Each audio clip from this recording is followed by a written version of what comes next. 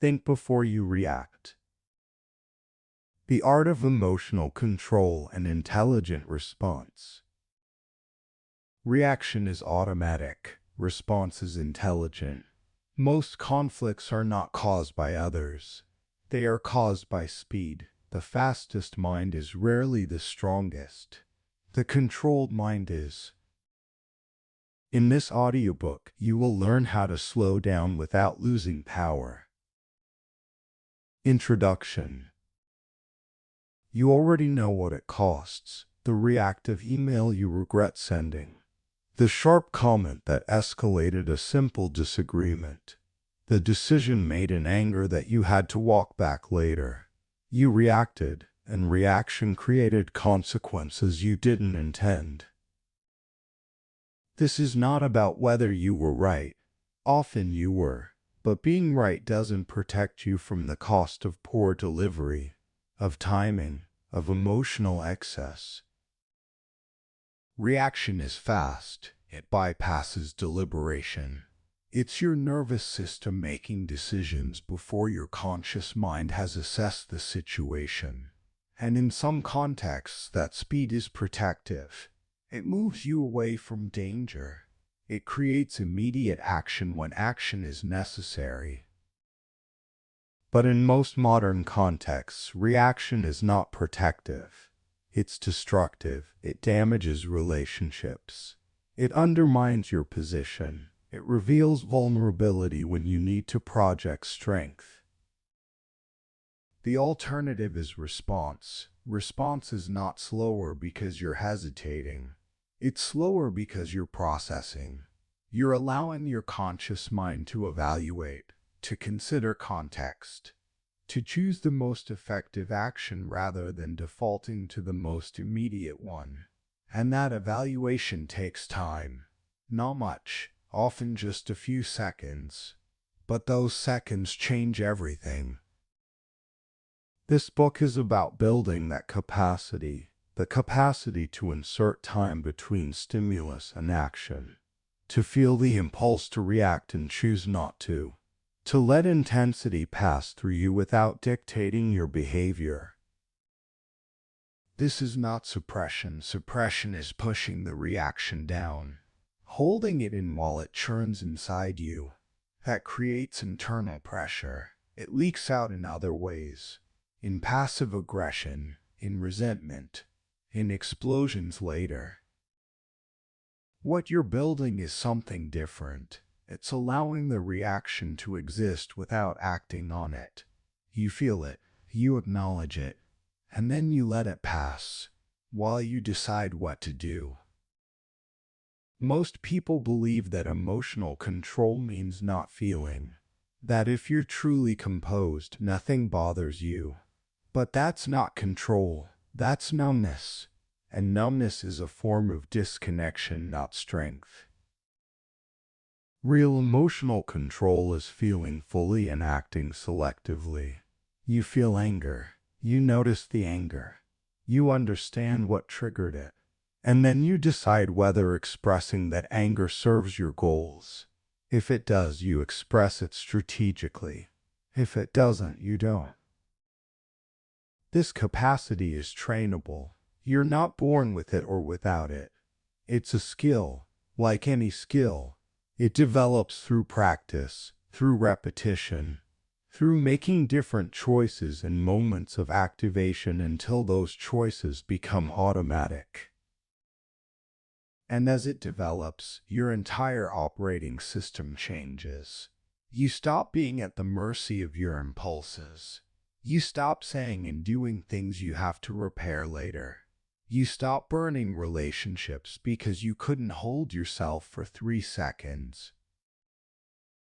This book is divided into 3 parts. The first examines the cost of impulse, why you react, what happens neurologically when you do, and why escalation feels necessary but rarely is. The second part introduces the mechanisms of delay, how to install a pause between feeling and action, how to control your internal language, how to find emotional neutral, how to use strategic silence. The third part applies this to real situations. How to speak without reacting, how to navigate conflict with precision, how to project calm authority even when you're activated internally. This is not theory, this is training. And by the end, you will not be the person who started this book. You will be someone who thinks before they react. Part A: The Cost of Impulse. Chapter 1: Emotional Reflexes. You have a reflex for touching a hot surface. Your hand pulls away before you've consciously registered heat. This is your nervous system protecting you. The signal doesn't go through your conscious mind. It goes straight from sensory input to motor output. You also have emotional reflexes. Someone criticizes you. You defend. Someone challenges you. You escalate. Someone dismisses you. You react. These reflexes feel just as automatic as pulling your hand from heat. They happen before conscious thought, and they feel necessary, protective. But they're not in the way physical reflexes are. Emotional reflexes were shaped by environments very different from the ones you operate in now. They evolved for immediate social threats, for maintaining position in small groups, for responding to direct challenges where hesitation could mean loss of status or safety. In those contexts, speed mattered. The fastest response often won. The person who reacted first established dominance. The person who paused looked weak. But modern social and professional environments are not structured that way. Speed is rarely rewarded, precision is. And emotional reflexes are not precise. They're blunt instruments. They work in broad strokes. Attack or defend, escalate or retreat, dominate or submit. This creates a problem. Your emotional reflexes are designed for a world that no longer exists, but they're still running your behavior. And they're creating costs in situations where nuance and strategy would serve you better than speed and intensity.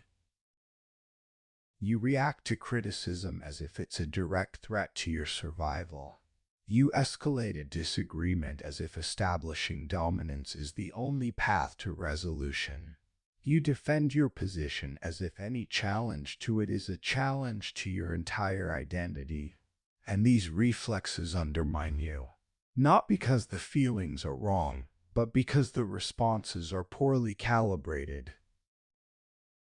The first step in controlling emotional reflexes is recognizing them.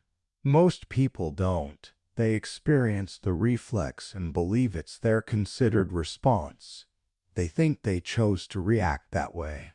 But they didn't choose. The reflex chose for them. You start noticing the difference by paying attention to timing. If your response is immediate, it's probably reflexive. If you feel a surge of intensity and then act from that intensity, it's reflexive. If you respond within seconds and later realize you could have responded differently, it was reflexive. Reflexes also have a signature feeling. They feel urgent, necessary, unwholesome. Like you had to respond that way. Like not responding would have been impossible. But that feeling is not accurate. It's the reflex justifying itself. You could have responded differently. You could have paused. You could have chosen. But the reflex didn't give you time to realize that. Another characteristic of emotional reflex is they're binary. They don't offer a range of responses. They offer one, usually the most intense one. The one that discharges the emotional activation most completely. If someone attacks you verbally, the reflex is to attack back. Not to clarify, not to disengage, not to address the substance calmly. The reflex offers attack as the only option. And if you're operating from reflex, you take that option, because in that moment, it feels like the only one available. But it's not. There are always other options. They just require accessing the part of your brain that evaluates options. And emotional reflexes bypass that part. So you're left with a narrow behavioral repertoire, a limited set of responses, and in complex social situations. That limitation is a disadvantage. The cost of emotional reflexes compounds over time. Each reflexive reaction creates a consequence, a damaged relationship, a weakened position, a reputation for being reactive. And those consequences accumulate until your reflexes have shaped your entire social and professional landscape. People avoid challenging you because they know you'll escalate. Opportunities are withheld because you're perceived as volatile. Relationships erode because people can't trust that you'll respond proportionally. You didn't choose this. Your reflexes created it. And if you want to change it, you have to interrupt the reflexes, not eliminate them. You can't. They're hardwired, but you can interrupt them. You can insert delay. You can give your conscious mind time to evaluate, to choose, to override the reflex when overriding serves you. This is what the rest of this book teaches: how to recognize reflexes as they activate, how to create space before they dictate behavior, and how to choose responses that serve your actual goals instead of just discharging emotional intensity. Chapter 2: Why we escalate. Escalation is not accidental, it's strategic. At least it was in the environments that shaped your psychology. Escalation served a function. It established dominance. It deterred further challenge. It signaled that you were not someone to be tested. And in those environments, successful escalation ended conflict. The other person backed down, and you maintained your position. But modern conflicts rarely work that way. Escalation doesn't end them. It intensifies them. The other person escalates back, or they disengage entirely, and either outcome leaves you worse off than before the escalation. Yet you still escalate, automatically, because the mechanism that triggers escalation is still active. It reads certain situations as requiring dominance, and it initiates the escalation sequence before you've consciously decided whether escalation serves you. Here's how it works. Someone challenges you. Your nervous system interprets this as a status threat. Status threats activate the same neural regions as physical threats. Your body prepares to defend. And part of that defense is escalation. You raise your voice. You intensify your language. You move from addressing the content to attacking the person. All of this is designed to make you appear more threatening, more costly to challenge. In some contexts, this still works. If someone is testing whether they can push you, escalation can establish that they cannot. But that only works if the other person is willing to back down. If they're not, if they escalate in return, you're now in a conflict neither of you intended.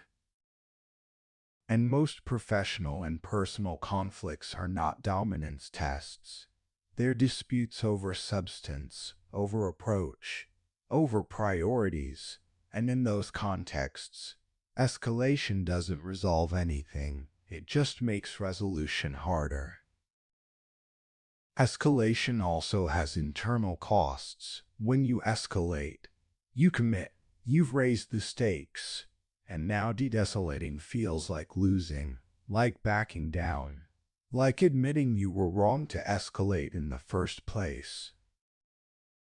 So you stay escalated, even when you recognize it's not helping, even when you know you're making things worse, because de-escalation feels like defeat. This is the trap of escalation. It locks you into positions you didn't choose consciously. Positions you're now defending not because they're correct, but because you escalated into them.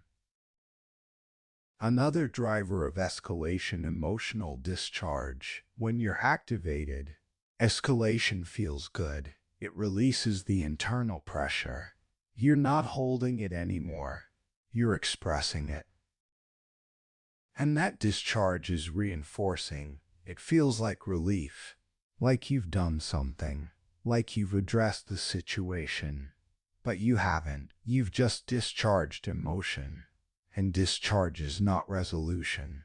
Often, it makes resolution less likely, because now the other person is responding to your escalation, not to the original issue.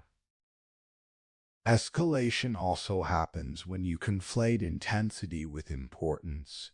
You feel strongly about something, and you believe that expressing that intensity will make the other person understand how important it is.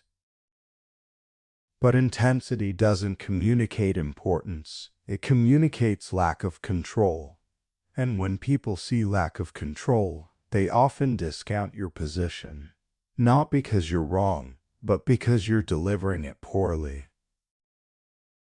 The alternative to escalation is not passivity. It's not letting people challenge you without response.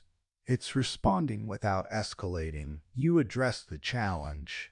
You defend your position if necessary. But you do it at the same intensity level as the challenge. Or lower. This is harder, because it requires overriding the escalation reflex. Your system is telling you to escalate, and you're choosing not to. But choosing not to escalate is strategic. It keeps you in control. It keeps the focus on substance rather than on emotional intensity. And it prevents you from committing to positions you'll regret. De-escalation is also possible even after you've escalated. But it requires acknowledging the escalation, not apologizing for your position, but acknowledging that the intensity was excessive. This is difficult because it feels like weakness, like you're admitting you lost control. But it's not weakness, it's correction. And correction is a form of strength. It shows you're capable of adjusting, of recognizing when your behavior isn't serving you and changing it. The key to preventing escalation is recognizing the early signs. Before you're fully escalated, before you've committed to intensity, the signs are physiological. Your heart rate increases. Your breathing quickens. You feel heat, tension, a sense of urgency. And when you notice these signs, you have a choice. You can escalate, or you can pause. The pause is everything. It's the intervention that prevents automatic escalation. And learning to pause in that moment is the foundation of emotional control. Chapter 3: The Neuroscience of Reaction. Your brain processes information in layers. The fastest layer is suborbital. It operates below conscious awareness. It detects patterns, assesses threat, initiates responses. All of this happens in milliseconds. The slower layer is cortical. This is where conscious thought happens, where you analyze, deliberate, choose. This takes hundreds of milliseconds, sometimes longer. And this creates a problem. Your suborbital system is making decisions before your cortical system knows there's a decision to make. When you react emotionally, your suborbital system is in control. It detected something it interpreted as threatening or significant. It triggered a response, and your body is already executing that response before your conscious mind understands what's happening. By the time you're aware of your emotional state, you're already halfway through the reaction. Your heart is racing, your muscles are tense, your voice is raised, and stopping the reaction requires overriding momentum that's already building. This is why reaction feels unwholesome, because it is. Your conscious mind didn't choose it. Your subcortical system initiated it automatically, but your conscious mind can intervene. It's just that intervention requires time, and reaction doesn't give you time. It operates in the gap before conscious awareness. So the solution is not trying to think faster. It's inserting delay, slowing the process down so your cortical system has time to engage before your subcortical system has executed the response. Here's the sequence in detail. Something happens. A comment, a tone, a facial expression, your sensory system registers it. And that sensory information goes to your amygdala first. The amygdala is your threat detection center. It's fast. It operates in parallel with your conscious perception. So the amygdala is evaluating the stimulus before you've consciously registered what it is. And if the amygdala flags it as threatening, it triggers a cascade of physiological responses. Cortisol and adrenaline release. Heart rate increases. Blood flow redirects. All of this happens automatically. And here's the critical part. These physiological changes affect your cognition. When your heart rate is elevated, when adrenaline is in your system, your thinking narrows. You lose access to nuance, to complexity, to multiple perspectives. Your brain is now in threat response mode.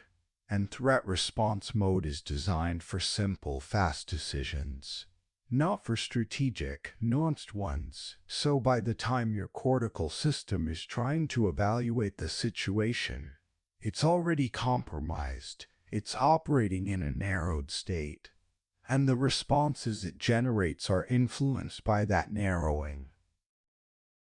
This is why people say things in anger that they don't mean, or make decisions under stress that they later regret.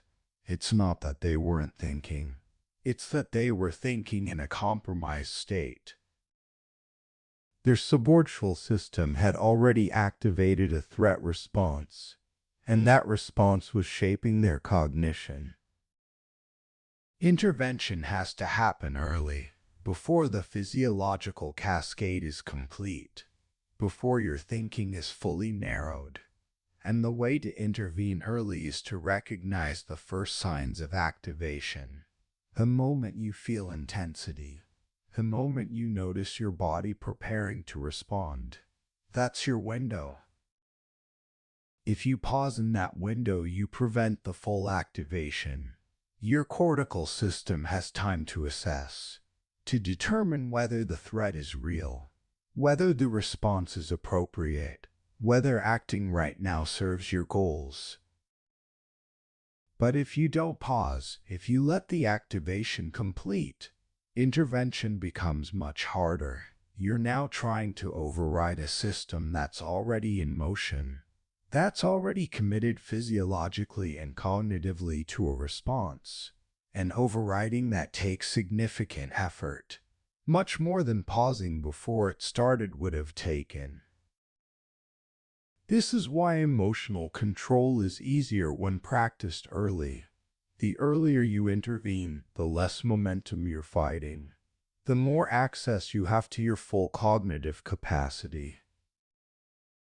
Wait too long, and you're trying to think clearly while your system is flooded with stress hormones, while your heart is racing, while your attention is narrowed, and thinking clearly in that state is possible, but it's much harder.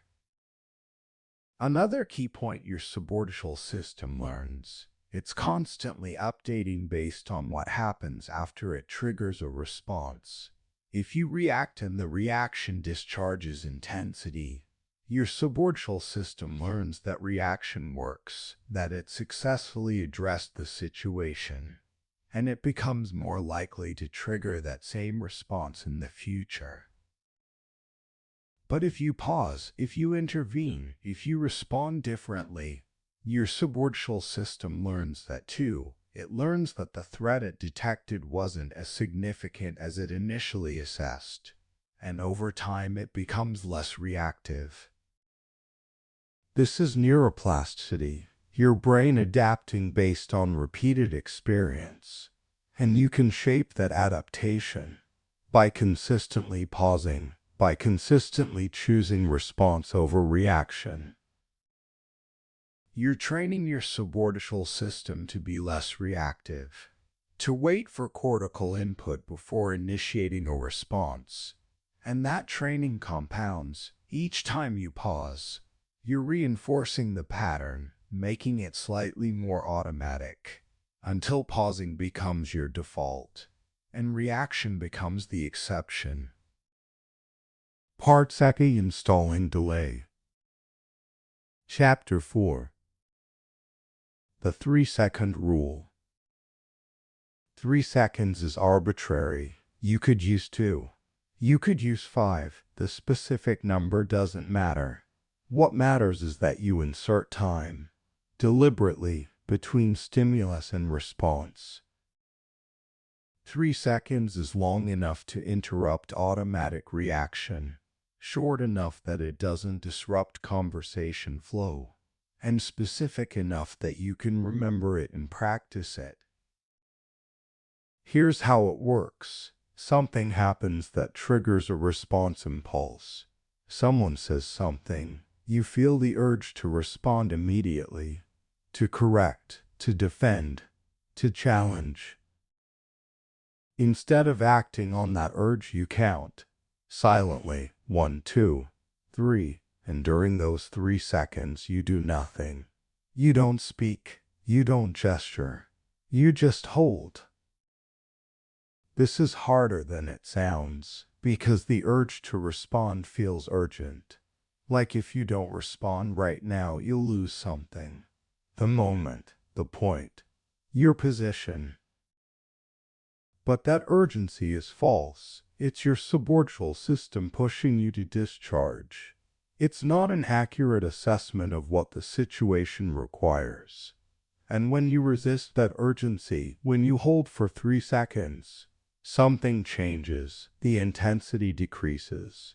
The urgency fades, and you have access to a range of responses you didn't have in the first half second. During the 3 seconds, you're not just waiting, you're processing. You're giving your cortical system time to evaluate. What did they actually say? What are they asking for? What's the goal of this conversation? What response serves that goal? These questions require thought, and thought requires time. 3 seconds gives you that time. The 3-second rule is most critical in high-stakes conversations. In conflicts, in moments where your response will have consequences. In casual conversation, you can probably get away with reacting.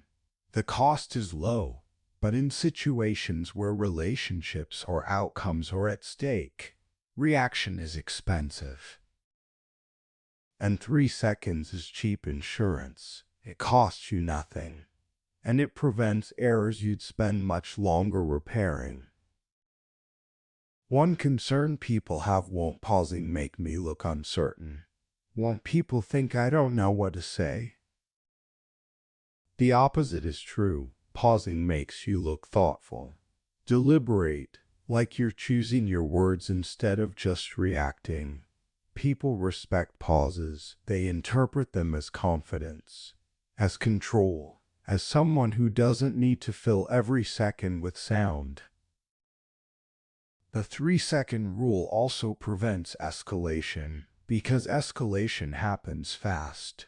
Someone challenges you, you escalate. They escalate back. Within seconds, you're in a conflict that neither of you intended. But if you pause, if you insert 3 seconds before responding, you break that momentum. You can respond to the challenge without escalating. And often, when you don't escalate, the other person doesn't either. They were matching your intensity. And when you lower yours, there's lowers too. This rule applies to written communication as well. You read an email that irritates you. You feel the impulse to respond immediately, to correct the misunderstanding, to assert your position. But instead of typing, you wait. 3 seconds is too short for written communication. So you use 3 minutes or 3 hours. You draft the response. Then you save it. You come back later and you read it with fresh perspective. And often you realize the tone is wrong, or the content is excessive, or you're responding to something that didn't need a response. The principle is the same: delay between impulse and action. Whether that delay is 3 seconds or 3 hours depends on the medium and the stakes. But the delay itself is what matters. It's what gives you control. Practicing the 3-second rule requires intentionality at first. You won't remember to do it automatically. You'll react. And then you'll realize afterward that you should have paused.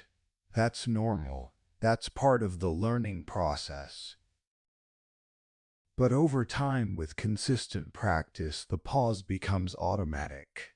You start to feel the impulse to respond, and immediately after feeling it, you pause. Without having to remind yourself, the pause becomes part of your response pattern. And at that point, you've fundamentally changed how you operate. Chapter 5: Internal Language Control. You talk to yourself constantly, not always in full sentences.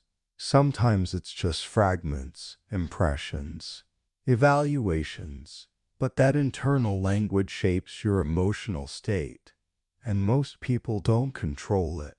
They let it run automatically, and the automatic stream is rarely neutral. It's reactive, judgmental, often negative. Someone criticizes you. Your internal language: they're attacking me. I need to defend. This is unfair. That language activates your defensive systems. It interprets the situation as an attack, and attacks require defense. So your body prepares to defend before you've assessed whether defense is actually necessary. Controlling internal language means consciously choosing what you say to yourself, not letting the automatic stream dictate your interpretation. You notice the criticism, and instead of letting automatic language run, you intervene. You say to yourself, they're giving feedback. I'm going to listen first. Then I'll evaluate. This language doesn't activate defense. It activates curiosity, and curiosity is a very different state than defensiveness. Internal language operates as a filter. It determines which aspects of a situation you focus on, which interpretations you generate, which responses feel appropriate. If your internal language frames a situation as threatening, you'll see threats. You'll focus on how to protect yourself, and you'll miss opportunities for collaboration or resolution. But if your internal language frames the same situation as complex, as requiring understanding, you'll see different things. You'll focus on gathering information, on clarifying, on finding common ground. Most automatic internal language is binary. It splits situations into good or bad, safe or threatening, fair or unfair. And binary framing eliminates nuance. It forces you into one of two positions, and neither position is usually accurate. Real situations are complex. They have multiple factors. multiple perspectives, multiple valid interpretations.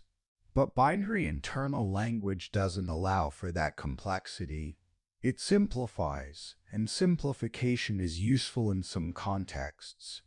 But in social and professional interactions, it's usually counterproductive. Changing your internal language requires catching yourself, noticing when automatic language is running, and interrupting it. This feels awkward at first, because automatic language feels like your thoughts, like your perceptions, like reality. But it's not reality, it's interpretation, and interpretation is malleable. One method: labeling. When you notice automatic language that's activating you, you label it. That's catastrophizing. That's mind reading. That's binary thinking. The label creates distance. It helps you see the language as a pattern rather than as truth. And once you see it as a pattern, you can choose a different pattern. Another method: reframing. You notice the automatic language, and you deliberately generate an alternative. Automatic: they're dismissing my idea. Reframe: they have concerns. I need to understand what those concerns are. Both interpretations might be valid, but they create very different emotional and behavioral responses. Internal language also affects how you perceive yourself.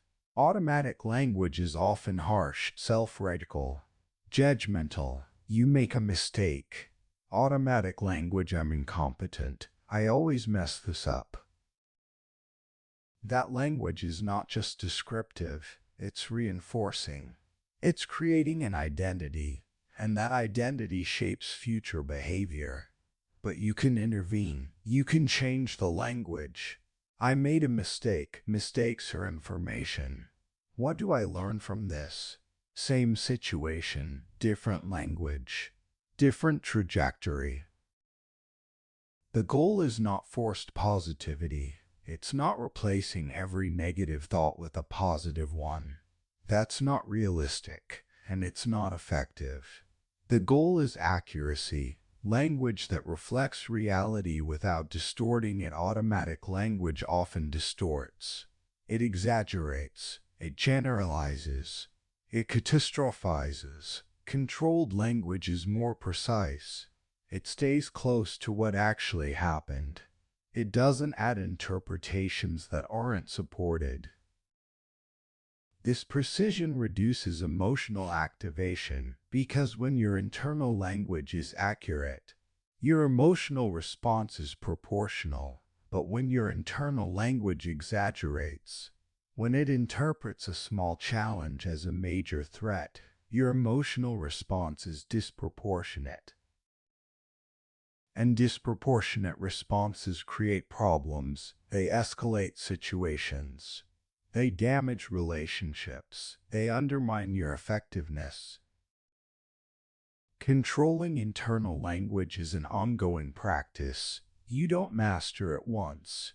You practice it continuously. You notice automatic language.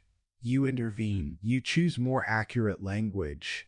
And over time, the automatic stream becomes less reactive, less judgmental, more precise, until your default internal language supports composure rather than undermining it. Chapter 6: Emotional neutral position. Emotional neutral is not numbness. It's not the absence of feeling. It's a state where you're feeling but not reacting to the feeling. You can be angry and emotionally neutral. You can be anxious and emotionally neutral. The feeling is present, but it's not controlling your behavior. This is different from suppression. Suppression is pushing the feeling down, pretending it's not there, and suppression creates internal pressure. The feeling is still active. It's just hidden. Emotional neutral is allowing the feeling to be present without acting on it. You're not hiding it. You're just not letting it dictate your response. Finding emotional neutral requires recognizing when you're emotionally activated. Most people don't notice activation until they're already well into it, until they've said something they regret, until they've escalated. But activation has early signs, physiological signs, changes in heart rate, in breathing, in muscle tension. And if you train yourself to notice these signs early, you can intervene before activation becomes reaction. Once you notice activation, you pause. You don't try to make the feeling go away. You don't argue with it. You just stop acting on it. You acknowledge it. I'm feeling anger. You name it. And naming creates distance. You're not the anger. You're the person noticing the anger. And that subtle shift changes your relationship to the emotion. From emotional neutral, you can evaluate. You can ask, does acting on this feeling serve my goals? If I express this anger right now, what happens? Sometimes the answer is yes. Sometimes expressing the emotion is appropriate, necessary. But often the answer is no. Acting on the emotion would escalate, would damage, would undermine what you're trying to accomplish. And from emotional neutral, you can choose not to act. Not because you're suppressing, but because you're exercising control. Emotional neutral is a position of power. You have all the information. You feel the emotion. You understand what triggered it. And you're choosing your response based on strategy, not on discharge. Most people don't operate from this position. They operate from emotional reactivity. The emotion dictates the behavior, and they're left cleaning up afterward. Building the capacity for emotional neutral requires practice. You won't be able to find it every time. Especially early on, there will be moments when activation is too intense. When you react before you've noticed you're activated. That's expected. That's part of the process. But each time you do find emotional neutral, you're reinforcing the capacity. You're training your system to recognize that emotions don't have to control behavior. One useful practice after emotional activation, you review. You ask yourself, when did I first start feeling this? What were the early signs? This review helps you recognize activation earlier next time. You're building pattern recognition, learning what your personal activation sequence looks like. And the earlier you recognize it, the easier it is to intervene. Emotional neutral also protects you from manipulation. Some people escalate intentionally. They're trying to trigger a reaction, trying to make you respond emotionally so you lose composure. And if you react, they've succeeded. You're now defending yourself, explaining yourself, operating from a weakened position. But if you remain emotionally neutral, you don't take the bait. You see the escalation, you feel the activation it triggers, and you choose not to engage at that level. You can address the content, but you don't match the intensity, and that frustrates the manipulation. It doesn't work if you don't react. Another benefit: emotional neutral prevents cumulative activation. When you react emotionally, especially if you escalate, you stay activated for a period after, sometimes hours. And if another trigger appears while you're still activated from the first, your response is even more intense. You're starting from an elevated baseline. This creates a spiral. Each reaction raises your baseline until you're chronically activated, constantly on edge. But emotional neutral interrupts that spiral. You feel activation. You don't react. The activation subsides, and you return to baseline. So when the next trigger appears, you're starting from neutral again, not from elevated. and your response is proportional. The goal is not spending your entire life in emotional neutral. That would be exhausting and unnecessary. The goal is accessing emotional neutral when it matters, in high-stakes moments, in conflicts, in situations where reaction would be costly. You build the capacity, and then you deploy it strategically. Chapter 7. Strategic Pause. Strategic pause is different from the 3-second rule. The 3-second rule is about inserting delay before you respond. Strategic pause is about stopping the conversation entirely, creating space. You're in a conversation that's escalating, or becoming circular, or where neither party is actually listening, and you recognize that continuing right now will not be productive. So you pause the conversation. You say, let's take a break. We can continue this later. This is not avoidance. Avoidance is refusing to engage. Strategic pause is choosing when to engage. You're not saying you won't address the issue. You're saying you'll address it when both parties can do so effectively, when emotions aren't overriding cognition. And that distinction is critical, because pause can be weaponized. It can be used to avoid accountability, to stonewall, to frustrate the other person. But strategic pause is transparent. You're clear about why you're pausing, and you're clear about when you'll resume. Strategic pause is most necessary when you notice yourself losing composure, when you feel activation rising, when you recognize that if you continue, you'll say something you regret. In that moment, continuing is high risk. You're operating in a compromised state. Your thinking is narrowed. Your emotional control is weakened. And strategic pause is the intervention that prevents damage. You remove yourself from the situation before you react in ways you'll have to repair later. This requires self-awareness. You have to notice when you're approaching your limit, when you're about to lose composure. And that noticing has to happen early enough that you can still choose to pause. If you wait until you're fully activated, you won't pause. You'll react. So you're monitoring yourself throughout the conversation, tracking your activation level. And when it reaches a certain threshold, you pause. Strategic pause also applies when you notice the other person losing composure. They're escalating. Their language is becoming personal. They're no longer addressing content. You could match that escalation. You could defend against it. But both of those options intensify the conflict. Strategic pause de-escalates. You say, I can see this is frustrating. Let's take some time and come back to this. You're acknowledging their state. You're not dismissing it. But you're also not engaging with it. You're redirecting toward pause.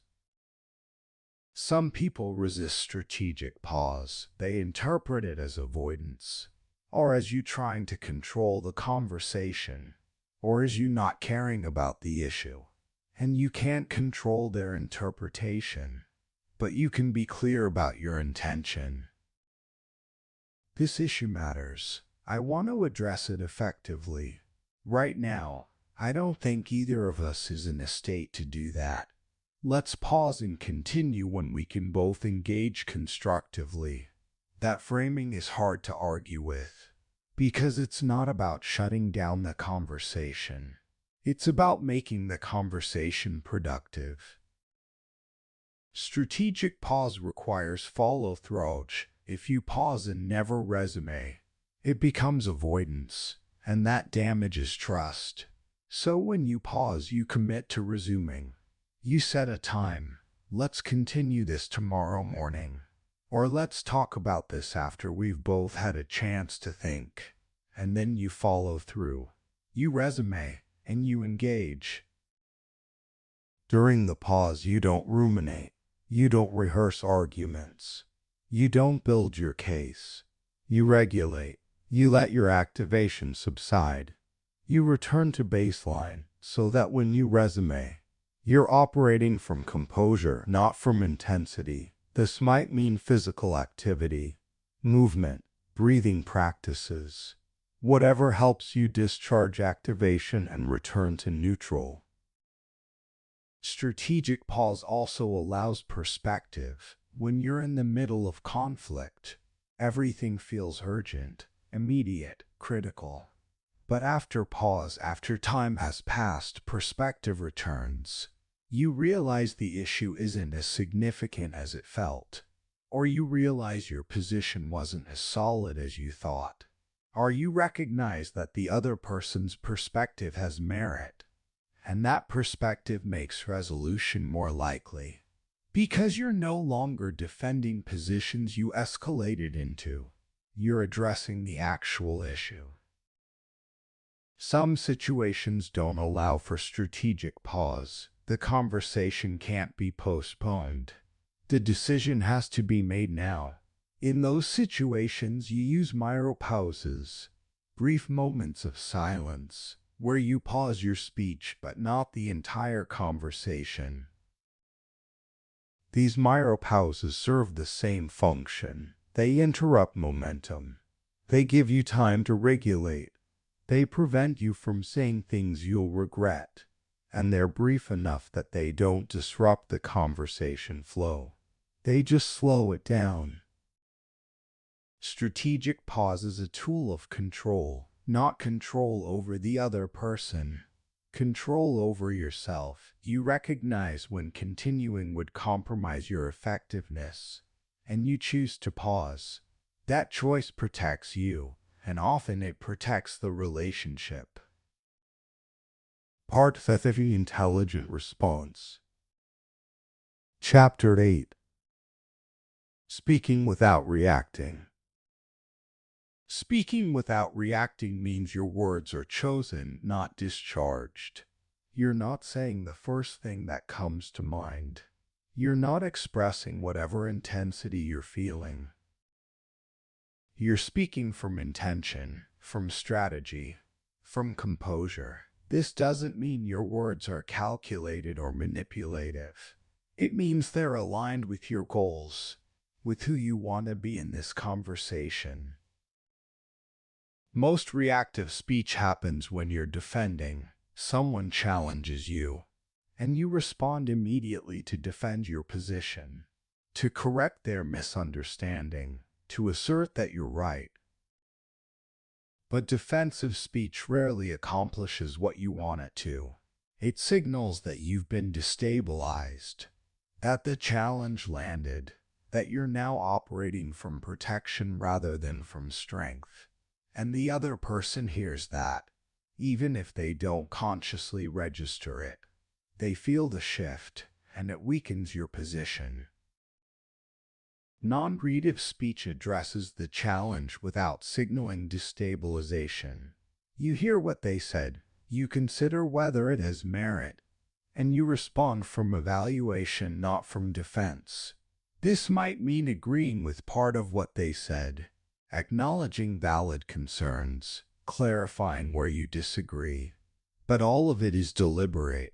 You're choosing your response based on what will move the conversation forward, not based on discharging the discomfort of being challenged. Another form of reactive speech: over-explaining. You make a decision. Someone questions it, and you respond with a long explanation, justifying, listing all the reasons, trying to make them understand.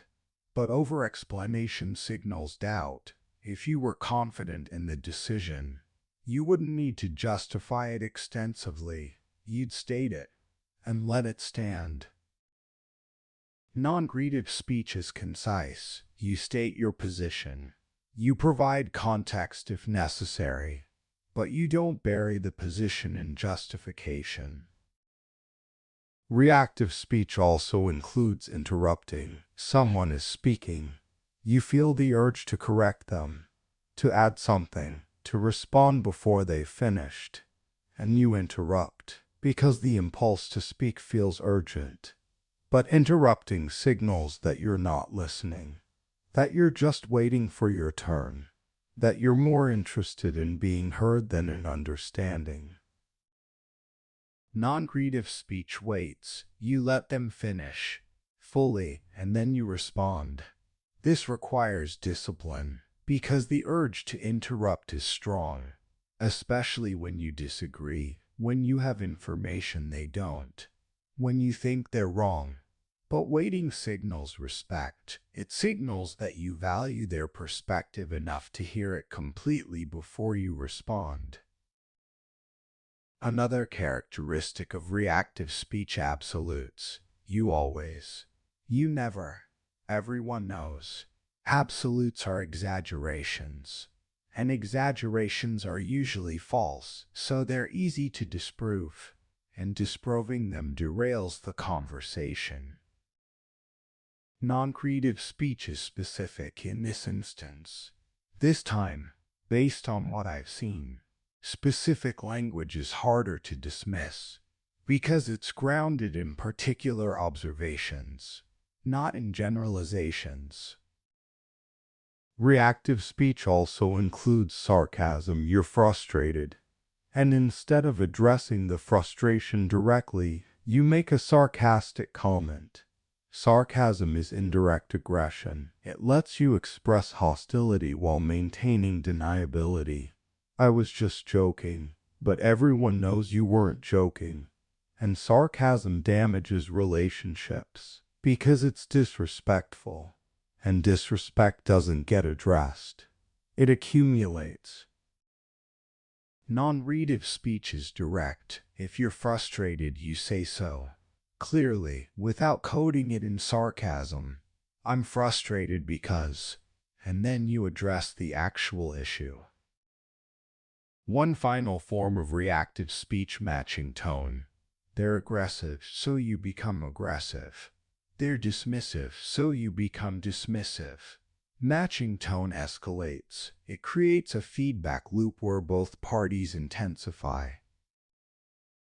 Non-creative speech maintains a consistent tone, regardless of the other person's tone. You stay calm, measured, clear, and often they match you, because you're not giving them intensity to push against. Speaking without reacting requires preparation, not scripting what you'll say, but entering conversations with clear intention. What's your goal in this conversation? What outcome do you want? What position are you committed to? What are you willing to compromise on? When you know these things in advance, you're less likely to react, because you have a framework, and the framework guides your responses. This doesn't mean you'll never react. You will, especially in situations that trigger you intensely. That's human. But each time you choose to respond instead of react, you're reinforcing the pattern, making non-creative speech more automatic, until it becomes your default, and reaction becomes the exception. Chapter 9. Conflict with precision. Conflict doesn't require escalation. It doesn't require intensity. It doesn't require personal attacks or raised voices.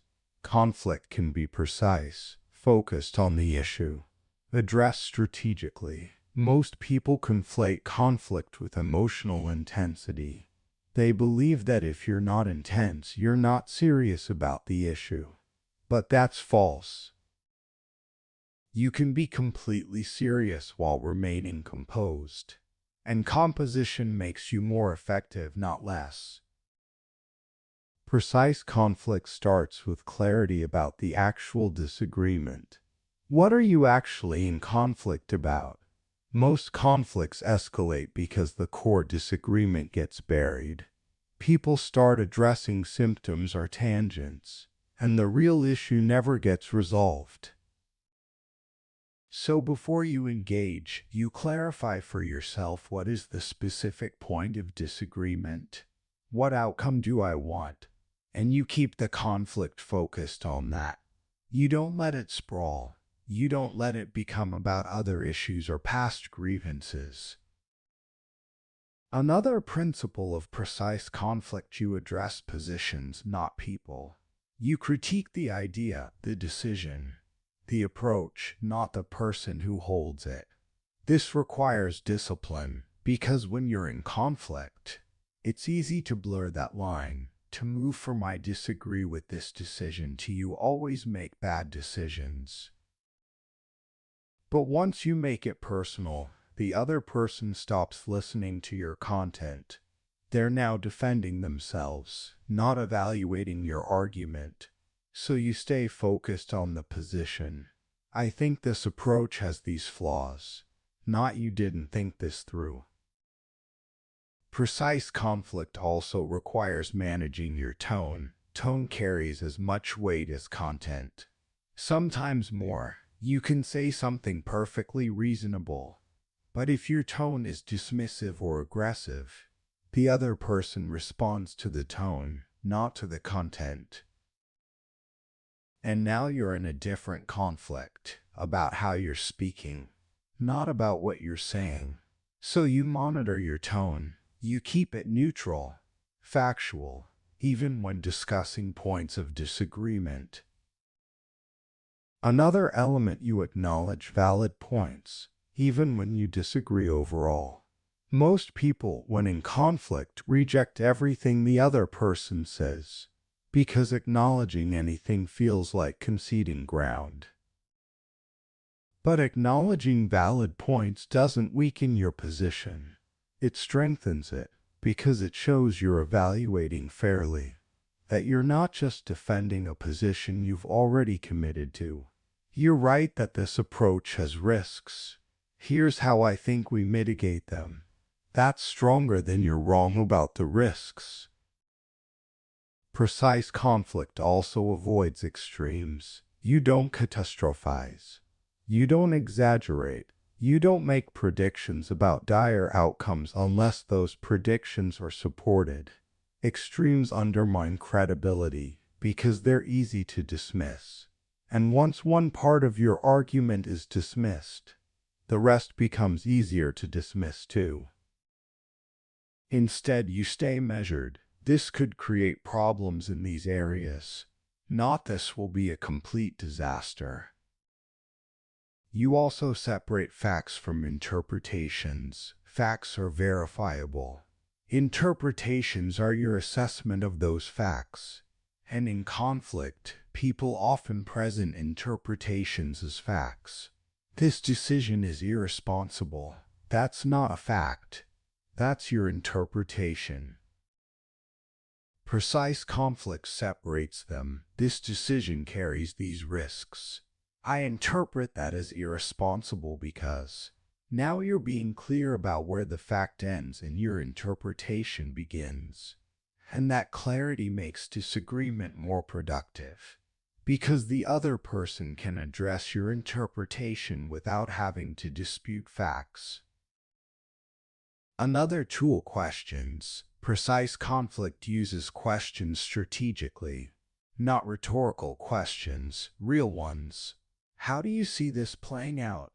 What happens if this assumption is wrong? Have you considered this alternative? Questions engage the other person. They require thought, and they shift the conversation from confrontation to exploration. You also avoid binary framing. Most conflicts get presented as either-or.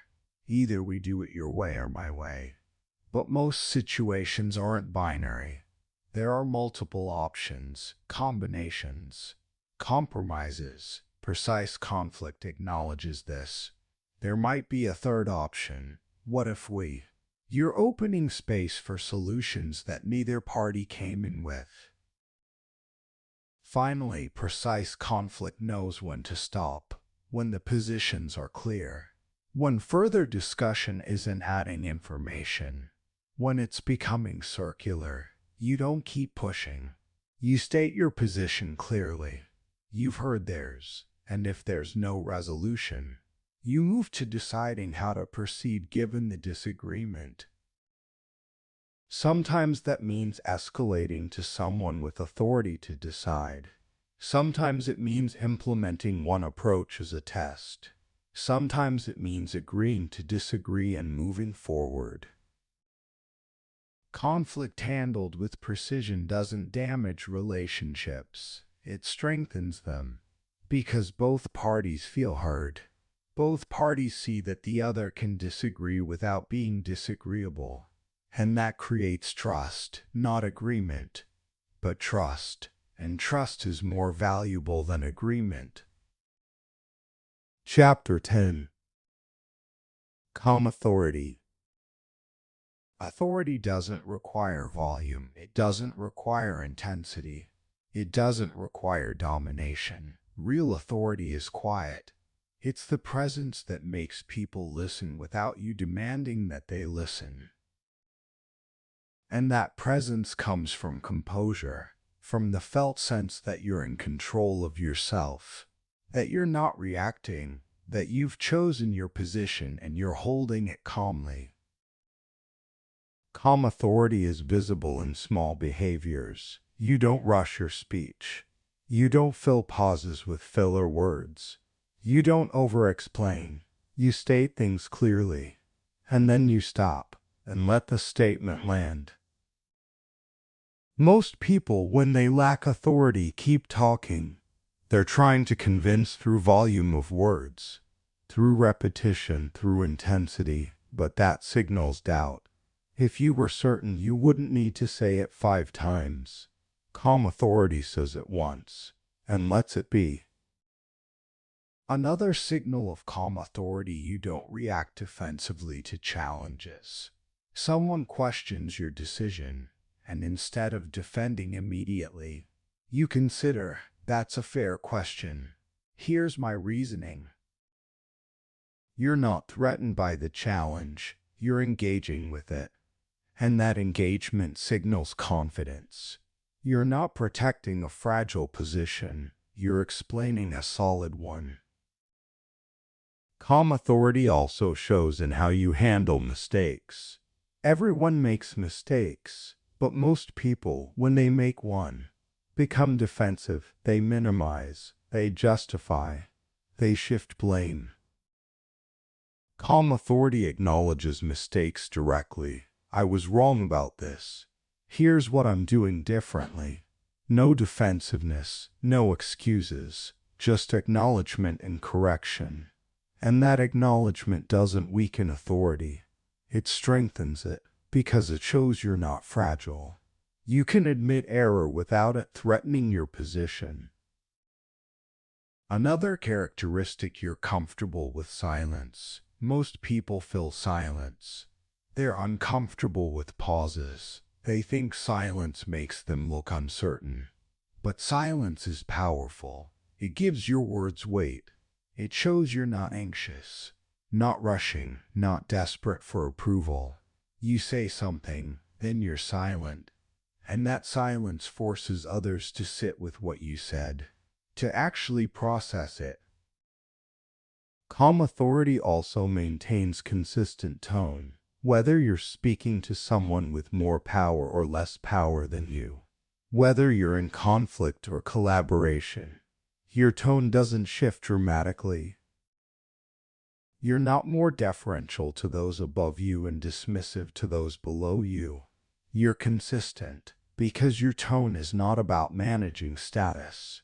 It's about maintaining composure.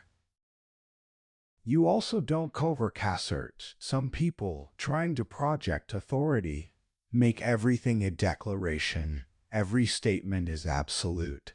Every position is non-negotiable. But covert assertion is brittle, because reality is complex. And when reality contradicts your absolute statement, your authority erodes. Calm authority is nuanced, in most cases, based on current information. My assessment is, you're stating your position, but you're acknowledging that positions can be updated when new information emerges. Another element: you're not performing confidence. You're not trying to appear authoritative. You're just operating from a composed state, and that authenticity is felt. People can distinguish between performed confidence and genuine composure. Performed confidence has a quality of effort, of trying. Genuine composure doesn't try. It just is. Calm authority also knows its limits. It doesn't pretend to have expertise it doesn't have. It doesn't speak authoritatively on topics it doesn't understand. I don't know enough about this to have a strong position. That statement paradoxically increases authority because it shows discernment. You know what you know and what you don't. And that honesty builds trust because people know you're not inflating your knowledge. Another aspect: you're not reactive to status challenges. Someone tries to undermine your position, to make you look incompetent, to take your authority, and you don't engage with the challenge emotionally. You address it factually.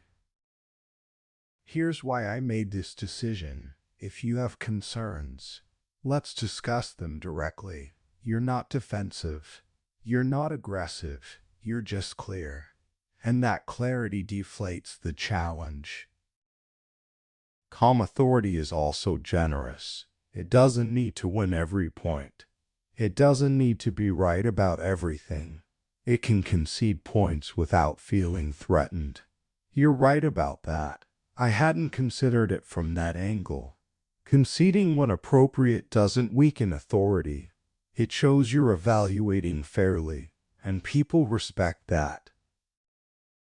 Finally, calm authority is consistent over time. It's not something you turn on for important moments and turn off otherwise. It's your default state, in small interactions and large ones, in high-stakes situations and mundane ones. And that consistency is what makes it authentic, what makes people trust it, because they know it's not performance. It's who you are. Closing. You don't need to be louder. You need to be deliberate. And now you are. You've learned why reaction is costly, how your brain initiates emotional responses before conscious thought, why escalation feels necessary but rarely is. You've learned the mechanisms of delay. The 3-second rule: how to control internal language, how to find emotional neutral, how to use strategic pause, and you've learned intelligent response, how to speak without reacting, how to navigate conflict with precision, how to project calm authority. This knowledge is not theory, it's practical. It's something you implement starting now. You won't be perfect. You'll still react sometimes, especially in situations that trigger you intensely. That's expected. That's human. But each time you pause, each time you choose response over reaction, you're reinforcing a new pattern, making deliberate behavior more automatic. The transformation this creates is not dramatic, it's incremental. You won't wake up tomorrow and be a completely different person, but you will notice changes. Conflicts that would have escalated don't. Conversations that would have damaged relationships remain productive. Decisions you would have regretted aren't made, and those changes accumulate over weeks, over months, until one day you realize you're not the person who reacts anymore. You're the person who responds. This shift changes how others perceive you. They notice that you don't escalate, that you stay composed under pressure, that you can be challenged without becoming defensive. And they respond to that composure. They trust you more. They listen more carefully. They seek your perspective in difficult situations, not because you demanded their respect, but because you demonstrated the kind of control they recognize as valuable. But the deeper change is internal. It's knowing that you can trust yourself, that you won't say things you'll regret, that you won't act from impulses that don't serve you. That internal trust is worth more than any external perception, because it means you're no longer at the mercy of your reactions. You feel the impulse, you notice it, and you choose every time. This is what emotional control looks like, not the absence of emotion, but the presence of choice, not suppression, but deliberation, not reaction, but response. You've built the foundation, now you practice. Every day, in every interaction, you notice the impulse, you pause, you choose, and over time, that practice becomes who you are, someone who thinks before they react. End of audiobook.